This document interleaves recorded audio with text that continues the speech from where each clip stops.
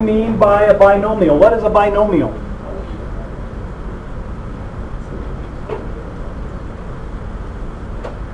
What are we talking about in math when we talk about binomial? Has two terms. So we're talking about a polynomial. I've got a polynomial with two terms. So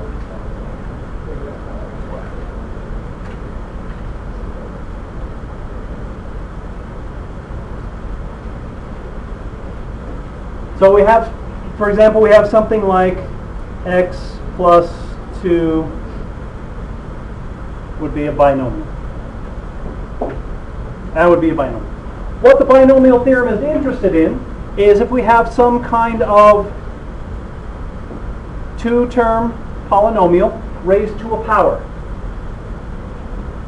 some power. And we want to find a shortcut for doing this rather than multiplying a whole bunch of exponents together. And we also want a tool for if we're looking for specific terms of this expansion. When we multiply all this out, we want to find a specific term. We don't have to multiply it all out. So what mathematicians do, what we did here in this case, is look for a pattern. So let's multiply a few of these out and see if we can see some kind of pattern in what's going on here. So let's start with x plus y to the 0 power. So what's that equal?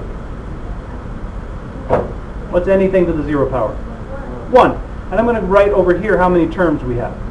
Because what we've been doing so far is talking about terms and how they relate to how they relate to each other. So we've been looking for patterns like that. X plus y to the first power is just x plus y. And we have two terms. X plus y squared, we get x squared plus 2xy plus y squared. And we have three terms. We'll do a couple more. X plus y to the third power. And we get x to the third plus 3x squared y plus 3xy squared plus y to the third. And we get four terms.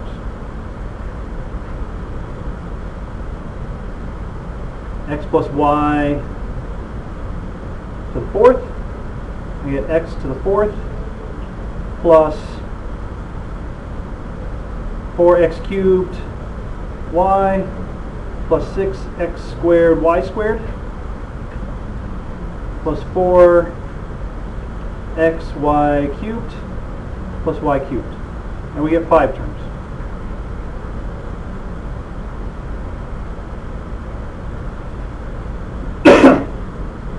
And do we see any patterns here? In terms of n, how many terms we have in terms of our exponents, our coefficients? Anybody see anything? Yeah. The number of terms is n plus 1. So we always get one more term than our exponent. Yes?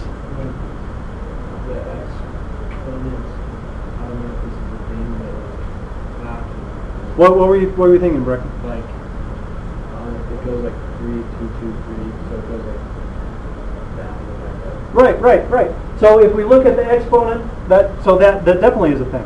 So if we look at the exponent on x, it goes 3, 2, 1, and then there's 0. The exponent on y goes 0, 1, 2, 3. So there's a pattern with the exponents. And the same thing here, x goes 4, 3, 2, 1, and then there's no x. Y goes 0, 1, 2, 3, and this should be a 4. 4. How about on the coefficients? Then there seems to be kind of a symmetry here. We have 1, 1, 1, 2, 1, 1, 3, 3, 1, 1, 4, 6, 4, 1. So there's some kind of pattern with the coefficients. How about with the exponents in one term here?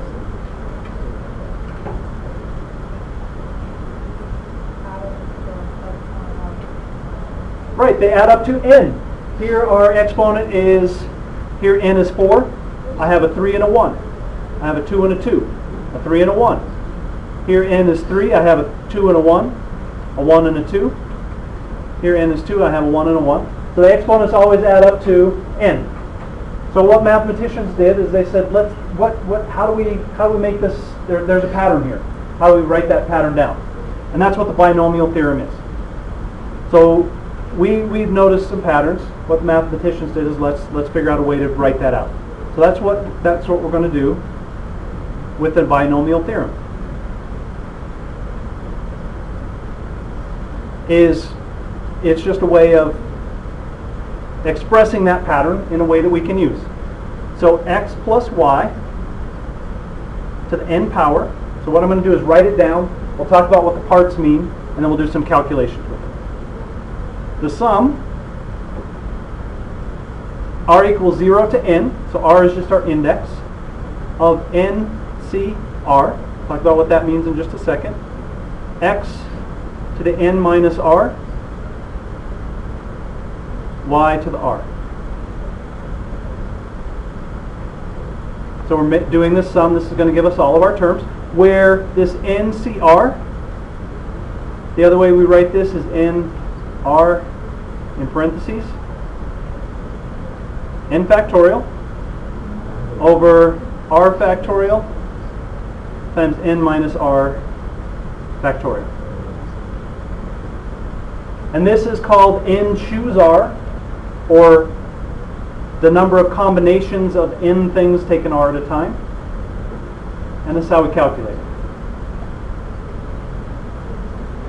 And r always goes from 0 to n. So this gives us all of our terms. So since we're starting at r equals 0, we get one more term than n. We get n plus 1 terms because we have that 0 term. And this n minus r and y to the r give us our pattern that we want with our exponents. And it turns out these n choose r has the patterns we want for the coefficients. And there's another way we'll find those NCRs right at the end. I'll talk about a little shortcut for that. All right, so what I want to do is calculate a few of these n choose r's and then show you how to do it in the calculator. And then we'll work with this binomial theorem. So let's calculate. And these NCR, those are our binomial coefficients. So that's the numbers are our coefficients. So 10 choose 5. So I say 10 choose 5 because this is the number of ways I can choose 5 items out of a total of 10. Plug into the formula. 10 factorial over 5 factorial times 10 minus 5, which is 5 factorial. And we worked with these before. We know how to simplify these.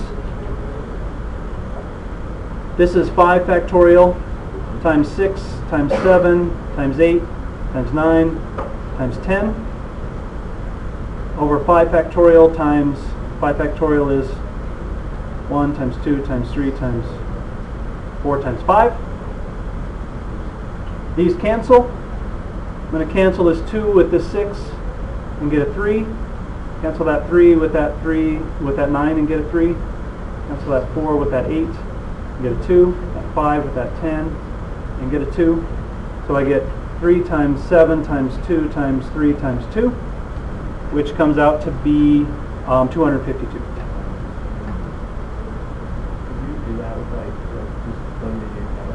Right, and I'll talk about that in just a second too, because our calculator will do this with nice and easy. Now on the quiz, there will be some where I'll ask you to do these by hand, but there will be some where you can use your calculator. Yes, the quiz is on block day. We do not have a test. And what we're talking about doing with the quiz, since we're not testing, is have it be like a half test. So kind of we call it a quest, a half quiz, half test. All right, let's do one more, and then we'll use our calculator. So it's going to be like on the quiz, it's going to say like show how you got it. Yeah, so it will say do it by hand. So you just need to show like that process. All right, so here's 8 choose 2. The other way we could write that is 8C2.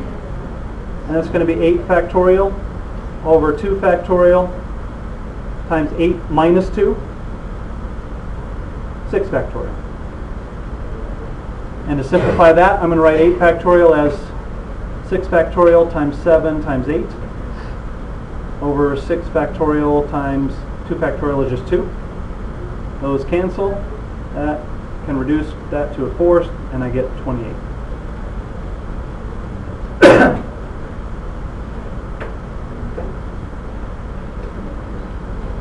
Now let's do this one in our calculator. 12, choose 8. So in your calculator, you're going to enter the first number first, 12.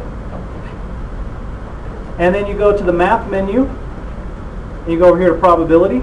That's what the PRB means. And down here, number 3 is NCR. And then I do 8. And I hit enter, and it tells me that's 495. So you enter your first number, go to your math menu, go over to probability, go to number 3, hit the second number, and I'm set. So it's easier than entering those factorials in your calculator.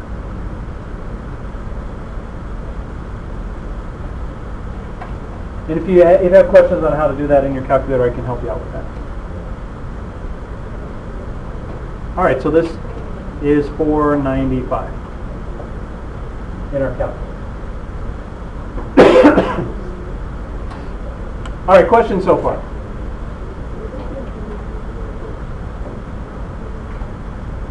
All right, let's do a couple of problems, a couple of types of problems that have to do with our binomial theorem. So we want to expand 3 minus x squared to the 4th power using the binomial theorem. We don't want to multiply these parentheses together 4 times. So I'm going to rewrite this. I'm going to rewrite this as minus x squared plus 3, just because we normally write the variable first. And remember, the signs have to stay with our terms. And this is going to be, the binomial theorem tells us that minus x squared plus 3 equals this to the 4th equals a sum, r equals 0 to 4, 0 to n, of 4 choose r, minus x squared to the 4 minus r power times 3 to the r.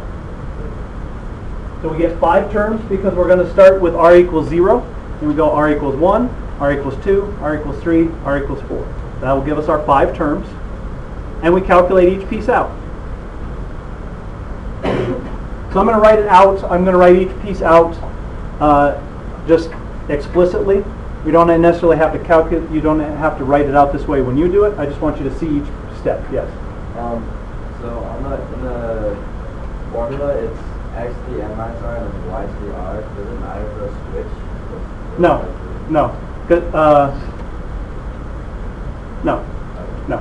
Because that's we had that symmetry in the when we expanded these. So we essentially would be turning around the other way. Yeah. All right, so let's start with r equals 0. For r equals 0, I'm going to start out over here because we end up with a lot of terms. So we get 4 choose 0 times minus x squared to the 0, 4 minus 0 is 4, and 3 to the 0. Plus, next term is 4 choose 1, minus x squared to the 4 minus 1 is 3, 3 to the 1. Plus 4 choose 2, minus x squared to the 4 minus 2, which is 2. And notice this is going 4, 3, 2. It's going down. And 3 to the 2. Plus 4 choose 3, minus x squared to the 4 minus 3 is 1. And r to the 3 to the third. And finally, 4 choose 4. Minus x squared to the 0. And we have 3 to the 4th. So notice these go 4, 3, 2, 1, 0, just like we wanted them to. 0, 1, 2, 3, 4, just like we wanted them to. And the 4 choose r are going to give us our symmetry and our coefficients that we want. So then we calculate this out. So when I calculate this out, 4 choose 0 turns out to be 1. And 3 to 0 is 1. So I get, and minus x squared to the 4th is x to the 8th. Plus 4 choose 1 is 4. And then I have this 3 to the 1st. And minus x squared to the 3rd is minus x to the 6th. Because I have a third power, I have an odd power, so we end up with that negative sign. And then we get a 4 choose 2, which is 6, times 3 squared, which is 9. And we have a minus x squared squared, x to the 4th. And here we're going to get a negative sign again because I have a minus x squared to the first power. And 4 choose 3 is 4. So I got a minus 4. 3 to the 3rd is 27. And we get a x squared. And then finally, 4 choose 4 is 1. And I get a 3 to the 4th, which is 81. And minus x squared to the 0 is just 1. So now I multiply these out. So here's our symmetry. I have 1, 4, 6, 4, 1. I only have even powers of x because I have an x squared here. And I have alternating signs. We have a minus x squared. So I add all this, or multiply all this out. So x to the 8th minus 12x to the 6th plus 54x to the 4th minus 108x squared plus 81. So that is 3 minus x to x squared raised to the 4th power. Yes? So is the symmetry like a good way to check that root function squared? Yes, before you multiply everything out, you should definitely have that symmetry in the numbers you get from the NCR. So we should have a 4, 6, a 1, 4, 6, 4, 1. That you should have that symmetry. Now the symmetry, we don't see it here because we end up multiplying those numbers by the powers of 3. So that's why it doesn't show up here. The nice thing about binomial theorem, computers are really good at it. You can tell a computer how to expand a really large binomial using the binomial theorem. The other nice thing is it's kind of tedious doing this by hand, but what we can do now is pick out certain terms of a binomial. Say I want the 10th term of a 100-term binomial. I don't have to calculate out that binomial to a power to find the 10th term. I can use a binomial theorem. So that's what we're going to do for our next example. Questions so far? I just did in the class, one of the classes that I'm taking, there were 2 problems that I did this semester that actually, they didn't seem like they would involve the binomial theorem, but they did involve, the solution involved using the binomial theorem, which is kind of interesting. It comes up in very unusual places. All right, slightly different kind of example. Let's find the coefficient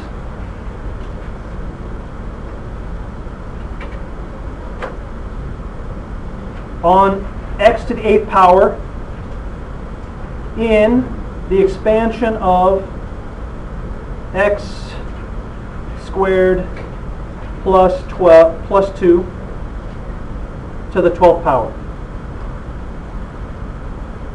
So I don't want to have to multiply these parentheses together 12 times to figure out what number is in front of x to the 8. So this is a good place where we would use a binomial theorem. And there are times when you want to find one specific term of a binomial expanded. So I'm going to write this out. X squared plus 2 to the 12th. We're not going to find each one, but there's a nice way that we can do this. This is going to be the sum, r equals 0 to 12, of 12 CR, x squared to the 12 minus r, 2 to the r. We want x to the 8th power.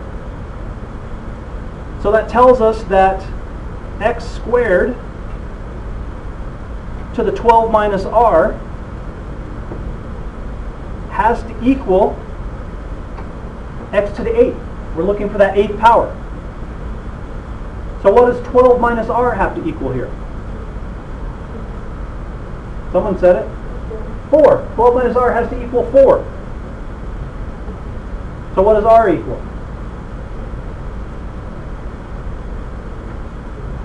Someone said it?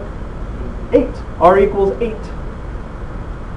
All we care about is this x to the 8th power. So we pick out this piece which tells us the exponent on 8, and that lets us figure out what r is. So r has to equal 8. Now I'm just going to plug in r equals 8. So the term when r equals 8 is 12c8 x squared. We already figured out that's x to the 8th. X to the 8th times 2 to the 8th power. Not 8, x to the 8th.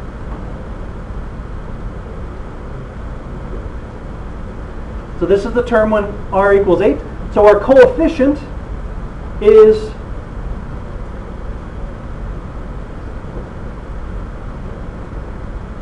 (12c8) times 2 to the 8th. Whatever that number comes out to be, I can plug that in my calculator and calculate. Did you have a question?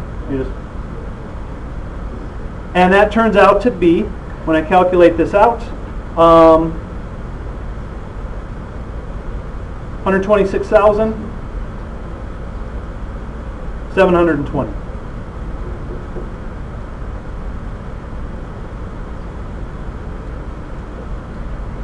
So the term would be in that expansion would be 126,720 x to the 8th. So our coefficient is just the number that's in front of it. So we were able to pick out one term out of that expansion. That if we had to do this out by hand would have 13 terms. Is that the answer? The answer is the coefficient is just the number that we're looking for. Yep. That's all this question was asking. What is that coefficient on the 8th power, the term that has x to the 8th power? So I was able to isolate that one. I didn't have to calculate it all out. Wait, where'd you get the 2? Because we had x squared plus 2. So that's the second part of our binomial. All right, questions there?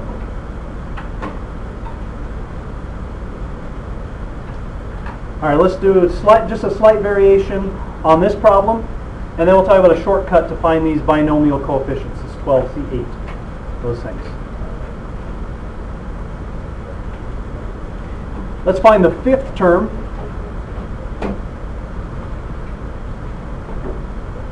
Of 2x minus 3y to the 10th power. Now I don't want to have to calculate all this out, so we're going to use a binomial theorem. So I write 2x minus 3y to the 10th equals the sum. R equals 0 to 10, 0 to n, 10CR,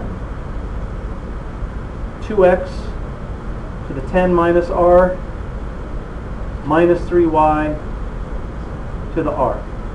I'm just plugging into the binomial theorem. What value of r is going to give us the fifth term?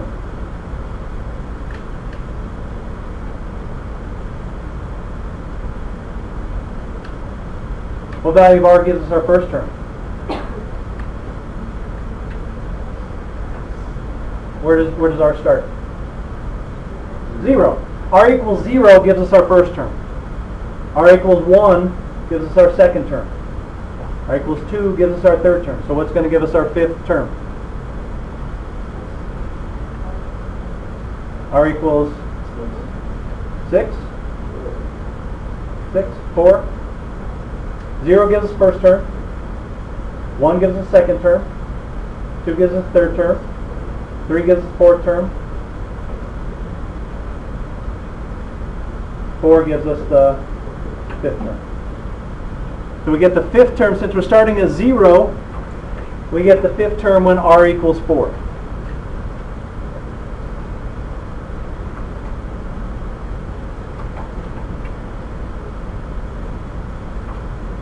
So I'm just going to plug in r equals 4. So the fifth term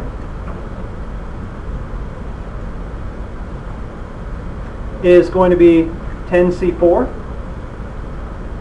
2x to the 10 minus 4, which is 6, times minus 3y to the 4th. So I find 10c4, multiply it by 2 to the 6th, multiply that by negative 3 to the 4th, and I get my fifth term. Calculate that out, and it comes out to 1,088,640, x to the 6th, y to the 4th. So that's my fifth term. And this number, this 1,088,640, comes from multiplying 10c4 times 2 to the 6th times negative 3 to the 4th. And that's my fifth term. So I was able to isolate one term by using the binomial theorem.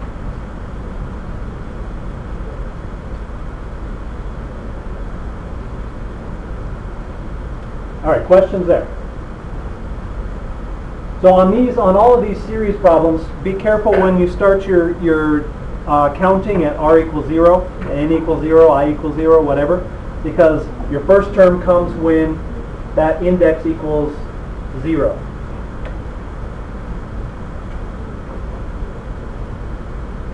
All right, shortcut to finding the binomial coefficients. Pascal's triangle.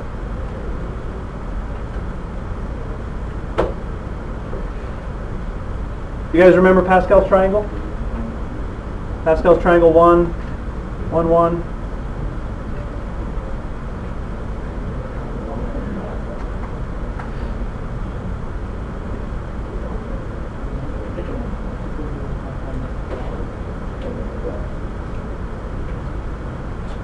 So Pascal's triangle, I get Pascal's triangle by starting with a row 1, 1, 1, and then each of these numbers is the sum of the two directly above it. So 2 is 1 plus 1, 3 is 1 plus 2,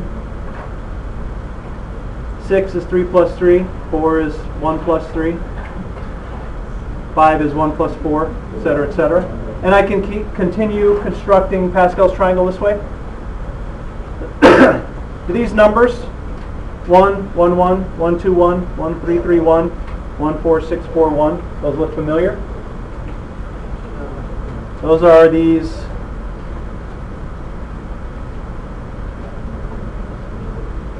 one, 1, 1, 1, 2, 1, 1, 3, 3, 1, 1, 4, 6, 4, 1. Those are our coefficients on our binomial expansion. Those are our binomial coefficients. So if we call this row 0, row 1, row 2, etc.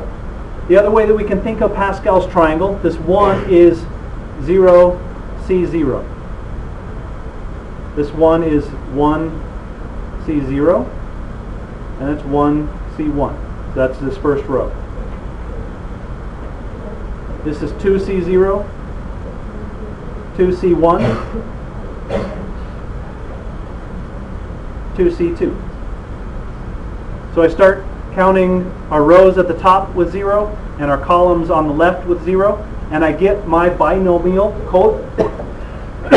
coefficients by the numbers in Pascal's triangle.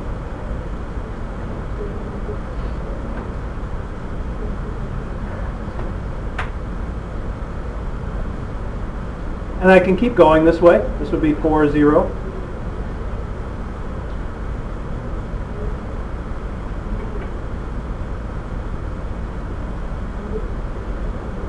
So this gives us a shortcut to finding the binomial coefficients. Instead of calculating them by hand or calculating them with a calculator, if you write out a few rows of Pascal's triangle, you have your binomial coefficients. 4C0, 4C1, 4C2, etc., etc.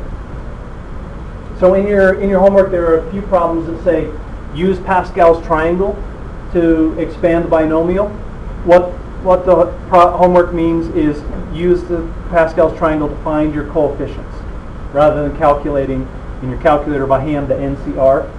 Just write out a few rows of Pascal's triangle and use that to find your binomial coefficients. Pascal's triangle is really cool. It has a lot of different things. It has the binomial coefficients. Fibonacci sequence is in Pascal's triangle. Golden ratio is in Pascal's triangle. There's a lot of stuff in Pascal's triangle. All right, questions? Okay.